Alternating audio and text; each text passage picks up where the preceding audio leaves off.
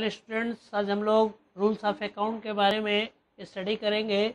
सबसे पहले इसमें काइंड्स ऑफ अकाउंट ये बताया जाता है। इसको दो पार्ट में डिवाइड किया गया है। पहला है पर्सनल अकाउंट और दूसरा है इम्पर्सनल अकाउंट। यहाँ देखिए लिखा गया है। इम्पर्सनल अकाउंट को दो कैटेगरी में डिवाइड किया गया है, एक रियल अकाउंट और एक नॉमिनल अकाउंट है।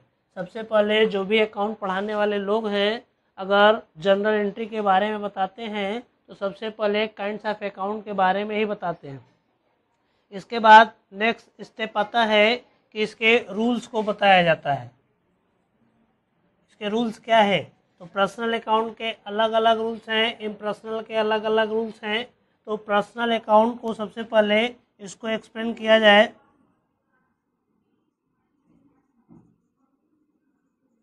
पर्सनल अकाउंट को तीन कैटेगरी में डिस्ट्रीब्यूट किया गया है। ये natural personal, artificial and representative personal account होता है। नेचुरल पर्सनल में क्या होता है कि जो हमारे आप जैसे पर्सन होते हैं वो उस कैटेगरी में आते हैं। आर्टिफिशियल में कोई भी ऑर्गेनाइजेशन आता है, और रिप्रेजेंटेटिव में जैसे कोई भी एक्सपेंस ड्यू हो गया है तो वो आता है।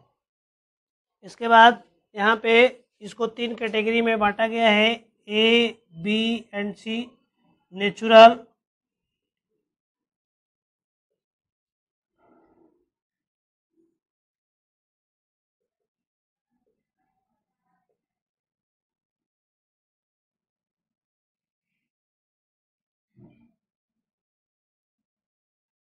आर्टिफिशियल हो जाएगा, PTIOL होगा, PC। तो इसको इरेज कर दिया जाए, नहीं इसकी स्पेलिंग देख के तब समझना। इसमें देखिए पर्सनल अकाउंट को तीन कैटेगरी में डिवाइड किया गया है। Natural personal account, natural personal account, artificial personal account, representative personal account. Natural में इसमें ओनली पर्सन आता है, इसमें ऑर्गेनाइजेशन आता है, और इसमें आउटस्टैंडिंग एक्सपेंस आता है। ये तीन कैटेगरी है पर्सनल अकाउंट का। इसके बाद रियल अकाउंट है सेकंड नंबर पे। रियल अकाउंट, इसको भी दो कैटेगरी में डिवाइड किया गया है। ए पार्ट टंजिबल,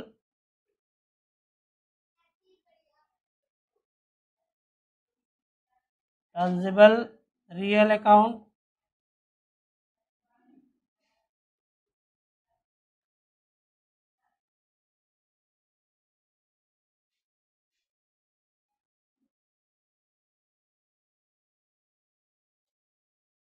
रियल अकाउंट में सारे एसेट्स एंड कमोडिटी को इंक्लूड किया जाता है। एसेट्स को दो कैटेगरी में डिवाइड किया गया है। ये एसेट्स की कैटेगरी है, एक टंजिबल एसेट्स होता है और एक इनटंजिबल एसेट्स होता है। रियल अकाउंट में एसेट्स भी आती है और कमोडिटी भी आती है, उसका रूल यहाँ अप्लाई होता है। इसके बाद थर्ड नंबर पे नॉमिनल अकाउंट, इसको किसी भी कैटेगरी में डिवाइड नहीं किया गया है।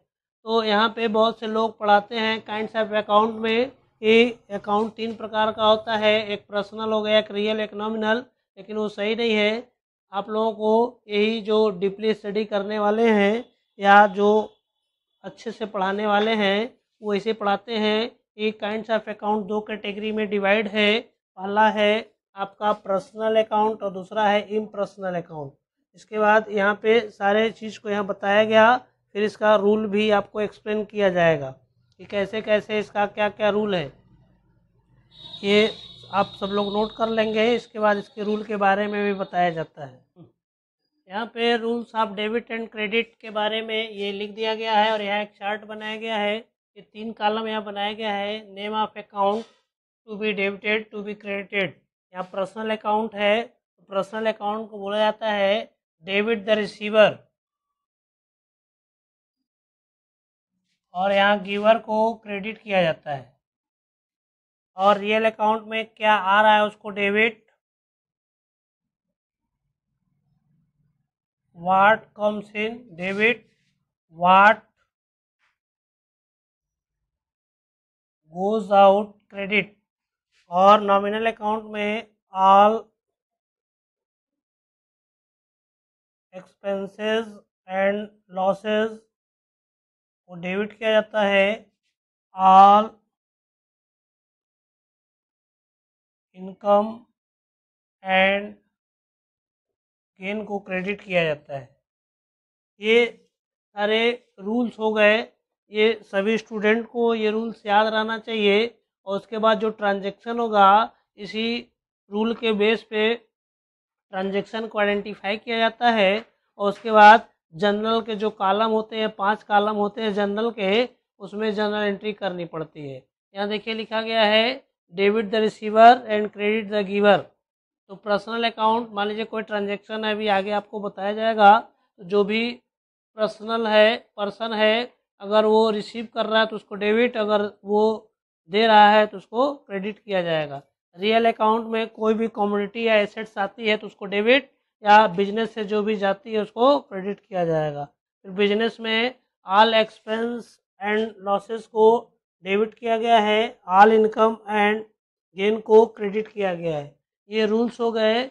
इसके बाद फिर कैसे आपको आइडेंटिफाई करना है जो भी इंफॉर्मेशन रहेगा, और कैसे किस पे रूल अप्लाई होगा, ये आपको आगे अभी बताया जाएगा।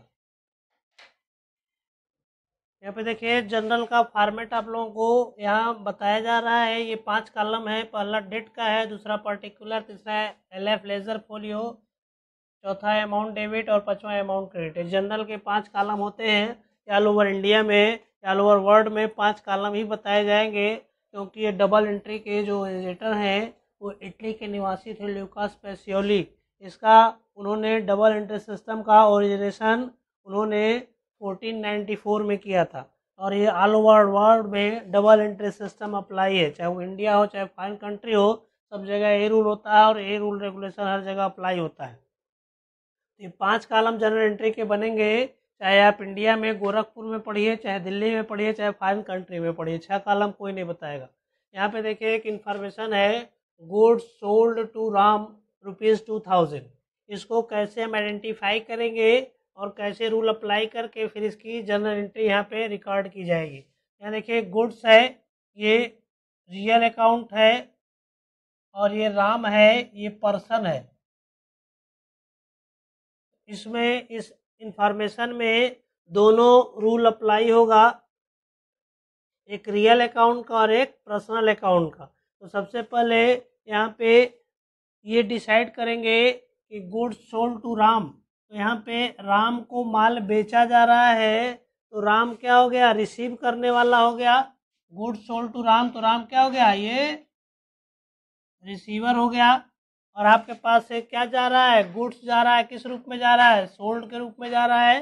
यहाँ पे रिसीवर को बताया गया है डेबिट करने के लिए, यहाँ पे राम डेबिट हो जाएगा और टू सेल्स अकाउंट क्रेडिट हो जाएगा। फिर नरेशन लिखना कंपल्सरी होता है, being goods sold to Ram, और यहाँ से यहाँ तक की लाइन। और यहाँ पे जितना अमाउंट डेबिट में होगा उतना ही अमाउंट क्रेडिट में भी लिखा जाता है। ये देखिए ट्रांजैक्शन रिकॉर्ड कर दिया गया। यहाँ पे ये ट्रांजैक्शन इसी तरह से आपको लिखना है। बहुत से स्टूडेंट इसको इस तरह से लिख देते हैं, Ram debit to sales account, ये भी गलत है। बहुत से स्टूडेंट इसको लिखते हैं Ram debit to sales account, ये भी रॉन्ग है प्रोसेस, क्योंकि डबल एंट्री सिस्टम को बताया गया कि ये साइंस भी है और आर्ट भी है। साइंस का मतलब हो गया अकॉर्डिंग टू प्रिंसिपल, और आर्ट का मतलब हो गया जैसे इसको सिस्टम से लिखना। ये सिस्टम नहीं है, ये दोनों रॉन्ग सिस्टम है, और ये एकदम 100% राइट सिस्टम है। जनरल एंट्री आपको ऐसे ही लिखना है। लेजर फोलियो कॉलम, ये आपको पढ़ते समय ये ब्लैंक रहता है, जब किसी ऑर्गेनाइजेशन में आप जाएंगे तो उसका यूज़ होता है। मीन्स ये राम के नाम का अकाउंट किस लेज़र के पेज नंबर पे लिखा गया है, यहाँ पे वो नंबर डाला जाता है, उससे खोजने में आसानी होती है। जैसे आप लोगों के पास जो टेक्स्ट बुक होता है उसमें इंडेक्स होता है, तो कोई भी चैप्टर खोजना रहता है तो आप लोग इजी वे में इंडेक्स से पेज नंबर देख लेते हैं और उस चैप्टर को तुरंत ओपन कर लेते हैं। उसी तरह से भी होता है। ये राइट प्रोसेस है। यहाँ पे एक एग्जांपल आपको पेश किया गया, गुड सोल्ड टू राम। इसको कैसे हम जर्नल एंट्री करेंगे, तो सबसे पहले जो भी इंफॉर्मेशन यहाँ दिया होगा इसमें हम देखेंगे कि कौन कौन से अकाउंट इफेक्टेड हो रहे हैं, फिर इसके रूल्स क्या हैं, और फिर उसी को अप्लाई कर देते हैं। जब तक ये दोनों चीज़ आप नहीं कर पाइएगा तब तक आप जर्नल एंट्री रिकॉर्ड नहीं कर पाइएगा। इसी तरह से आगे जर्नल एंट्री हम रिकॉर्ड करते रहेंगे। अगर आप कोई भी एसेट्स परचेज कर रहे हैं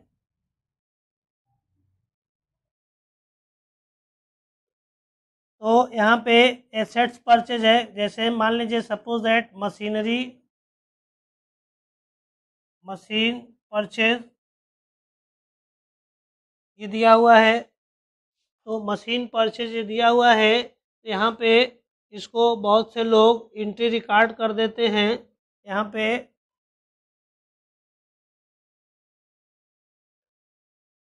परचेज अकाउंट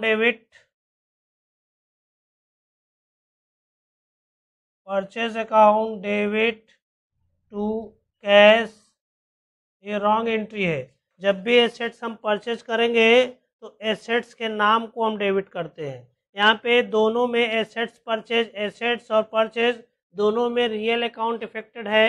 रियल में मीन्स एसेट्स रियल में ही आएगा और आपके पास से कैश जा रहा है वो भी रियल में ही आएगा। तो यहाँ पे मशीन परचेज किया गया है तो इसकी राइट एंट्री होगी machinery account debit to cash account, और इसका नरेशन हो जाएगा बीइंग मशीनरी परचेज,